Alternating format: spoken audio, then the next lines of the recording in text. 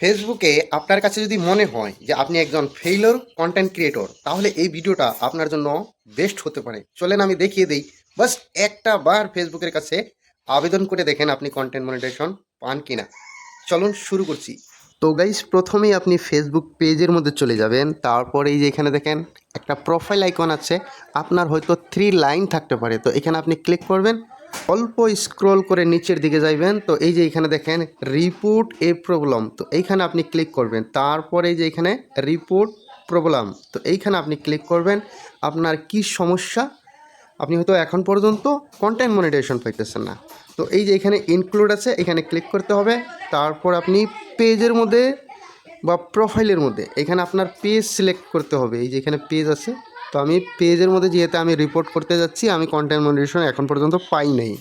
তো এই যে এইখানে একটা স্ক্রিনশট আমি আগে আপলোড করব, যে স্ক্রিনশটটা আমি এখানে নিয়ে রাখছি। তারপর আমি এই যে এইখানে একটা লেখা লিখবো, যে লেখাটা হয়তো আমি এখানে লিখবো সেটা আমি আগেই কপি করে নিয়েছি, তো আমি এখানে পেস্ট করে দিব। আপনারা হয়তো এই লেখাটা কপি করতে পারবেন, আমি ইনবক্সে দিয়ে দিব। তো যাই হোক, এখানে আমি একটা স্ক্রিনশট নিয়েছি, সেটাও কিন্তু অ্যাটাচ করে দিয়েছি। তো কি স্ক্রিনশট নিয়েছি আমি ভিডিও শেষে দেখাইতেছি আপনাদেরকে।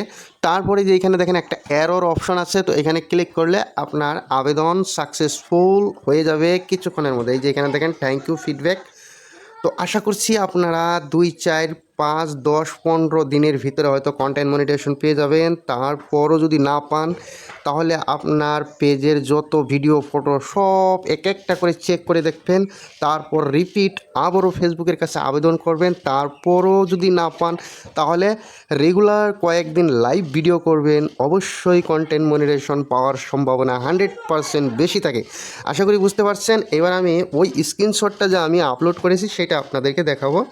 তো গাইজ, এই যে এখানে দেখেন এইরকম একটা স্ক্রিনশট আপনারা নিয়ে নেবেন কন্টেন্ট মনিটাইজেশন যারা হয়তো পান নাই। তো আশা করি বুঝতে পারছেন। ধন্যবাদ।